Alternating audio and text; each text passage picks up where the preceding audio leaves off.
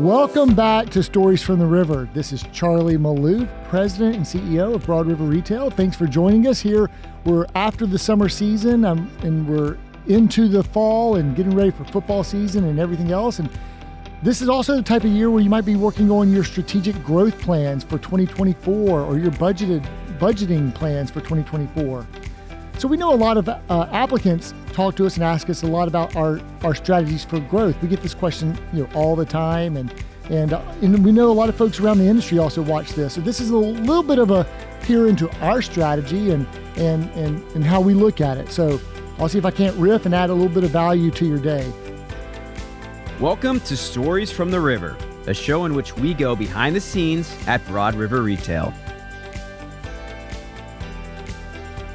So there's this phrase we've always liked to say, which is healthy things grow. And Jonathan Ishii, my former business partner, used to say this phrase, and he got it from his uncle Oscar Miskelly of Miskelly Furniture. And the phrase, which Carl Hillisland really asked me about and caused me to kind of research further, there's actually a few more phrases that go along with healthy things grow. Growing things change. Change challenges us. Challenge forces us to trust God. Trust leads to obedience. Obedience makes us healthy. So that's the origins of it. So how do we think about growth? We like to say we think of it in 4 growth strategies. And I'll just kind of share those with you right now. Growth strategy number 1 at Broad River Retail is our current stores. We always want to grow our current stores. So you'll see us doing things like remodeling, renovating, reinventing our current stores, taking them from a 4.0 to a 6.0 or from a 5.0 to a 7.0. So we're always going to try to reinvent our current stores. It's not just from the store design or layout or the merchandising. It's also from investing in the team, investing in the leadership, investing in the sales process, in tweaking and adding to the sales process, and then adding technology. Maybe adding a component to draw the room to our sales process, or a component of customer relationship management and follow up, or adding from private events to secret sales and different types of events, or adding different partners to our events like Beds for Kids, along with A Hope to Dream. And then it's also like adding technology. I remember when we mobilized our sales force and gave everyone tablets. That would be a function of investing in our current stores. As a retail company, you're always going to look at same store sales. Everyone wants to know, are your same store sales up or down? And as a retail company, there's that constant pressure. You want to grow your same store sales. And so we always want to challenge ourselves to grow our same stores. A lot of retail companies might look at sales per square foot, and because they may have the same exact dimensions of a box, and they're going to look at, you've got companies like Apple stores or Tiffany stores or Lululemon that do a really nice job on dollars per square foot. There's some others in our industry that do a really nice job, maybe smaller stores, and they can really optimize those footprints. I think Lovesac is one, and Sleep Number might be another one, who do a good job with their sales process and their assortment and the small box. In a retail furniture store, traditional furniture store like ours, we got more square footage, so it's hard to increase it. But we also look at a metric called sales per guest. I really learned this from Mark Dufresne and in our performance group days. And so we look at, to us, it's the great equalizer. It's making it, a fair comparison set across all of our stores. What are you doing with the traffic that are coming in? That's why we have specialized employee entrances and entrances for like the UPS or FedEx guy or the mail delivery guy, or corporate visitors and the like, because we want to really measure the efficiency of our advertising, our marketing. And we partner with a company called Shopper Track. We don't let any manipulation to our traffic counters. Some folks look at, they just count it by hand, but we're going to take, the end counts for the hours that we're open and divide it by 2. And that's kind of industry standard. And that's what we do. And it just levels the playing field. And it also gives us an efficiency ratio of, things like, what's our conversion rate? What's our closing rate for our guests? Or what is our credit apps per guest? We call it a cowbell counter. Yeah, and there's reasons for that. So we always want to grow our current stores. And our North Star is really to get to this, initially it was like $400 sales per guest. Now it's $500 sales per guest. And now we're going to move that up to like $600 sales per guest. And so that helps us kind of challenge ourselves, to stretch ourselves, and to continue to grow and innovate and grow our revenue per guest. The second concept that we might look at when we think about growth would be where's the white space in our DMA, a designated market area, if you will, or trade area. And so we want to get to a certain market share, we want to have a certain market potential, market penetration. We got to understand in the total addressable market for our categories, what they are.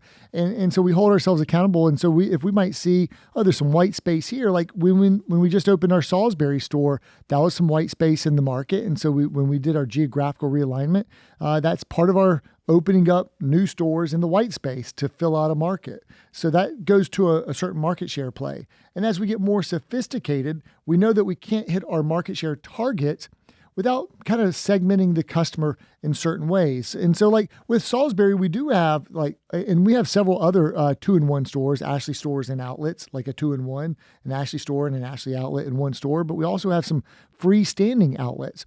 And so we've got 2 in the Charlotte market, 1 in Raleigh and 1 in Columbia, South Carolina. And so that's just a different way, a different approach to go after. You might see like a Nordstrom and a Nordstrom Rack, right? They're doing different levels of customer segmentation and extending that brand. And there's outlet malls, outlet stores, where you might have the offshoot of a well-known brand and then their outlet store or their factory outlet store. So we've got outlet stores as well, and we do those as freestanding stores. We also do those in conjunction with our current stores. Our current 2-in-1 stores are in University City. It's got an outlet as a store within a store. In Spartanburg, South Carolina, a store within a store. In Anderson, South Carolina, has a store within a store.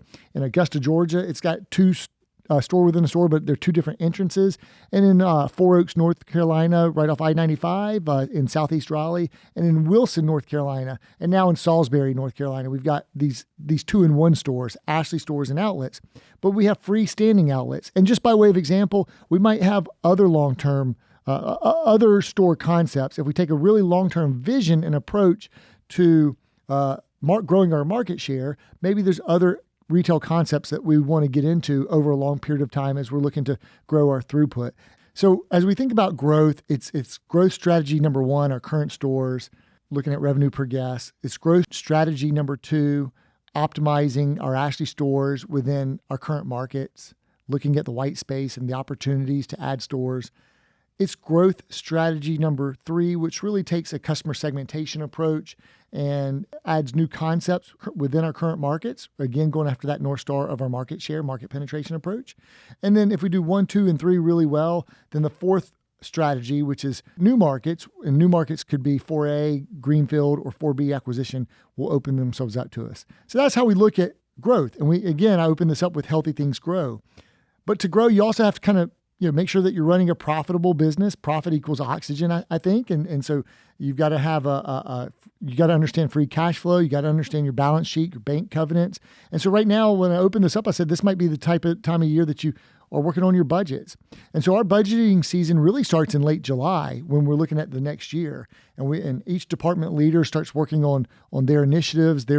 We're always thinking and looking around corners. So right now we're in 2024 budgeting season. I've gotten a document that I've already turned back to our finance team and leadership team there on our assumptions, like what new stores are we going to open? What's our pricing strategy going to be? What's our advertising cost going to be? What new stores are we planning to open? What are our capital expenses going to be? What are our technology investments going to be? And just thinking through an entire year and what's kind of most important. And you need to know what your lead indicators are. So we're working on our written revenue projections, which will then lead into our delivered revenue projections and how supply chain will be, what our inventory levels will be, and you want to be kind of pragmatic and conservative. This isn't what you wish they could be. This is what you know that you can take to the bank that they will be, and so that you want to be more conservative when you're kind of working on a budget. We produce an annual budget. We do this every year. It's one of our best practices. After we produce the annual budget, by the end of November or the end of December, thereabouts, once we get into the year, we start working on rolling quarterly forecasts. So we've got the annual budget, but then as we get more informed, we're going to work on quarterly forecasts. We might work on a quarterly forecast for Q2 or start with Q3 once we kind of get a line of sight. We'll do audited financials. So we audit our financials every year, and that takes a little bit of time in the first quarter. Once we get those produced, we're already thinking about quarterly forecasts and modifying our assumptions, and what do we get right, what do we get wrong, where we spot on the nose. So many of you may be going through this. May not be new information for anyone, but I would understand the balance sheet. I don't understand if you have debt on the business. What are your covenants? Always want to make sure that you hit your covenants. Always want to make sure that you live within your harvest. Try to be as conservative as possible on your projections, on your forecast. Challenge your assumptions. Get others to challenge it. Send it through the wash a few times, and make sure that it's that you ask yourselves where you might be wrong. How could this fail? Are we peaking too high on some of the tent poles? Do we have this much capacity?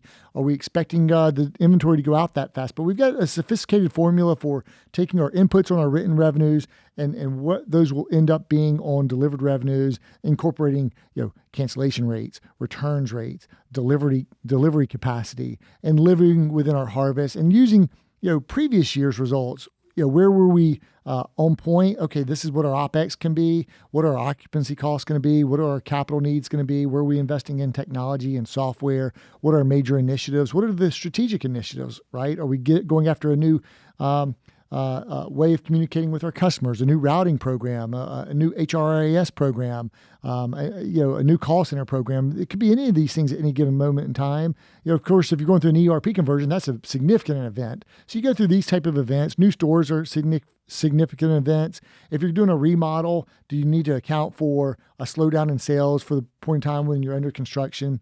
And do you need to account for a little bit of lower margin for the period of time where you might be selling off some of the floor models before you bring in the new model? So we go through all those assumptions. It's pretty detailed, but you just want to run healthy books. It's not really the plan that's important. It's the process of getting yourself to think and look around corners, and the process of planning, and then looking at historical trends, knowing what your accruals are, knowing how your financials work, and knowing what your lead indicators are, so that you've got a really good idea of what the financial results are going to be before you even see them from your finance team. You ought to pretty much know where you're going to what your threshold is going to be, and off of that, knowing your financials, knowing your balance sheet, and then knowing what your capital needs are, and knowing what your bank covenants are, you ought to know what your uses of cash, and ultimately, it's a cash flow business, and what's your free cash flow going to be? So that's some of the ways that we look at it, such that I sleep really good at night because I know what our inputs are going to be, and we've done the hard work on the budgeting and the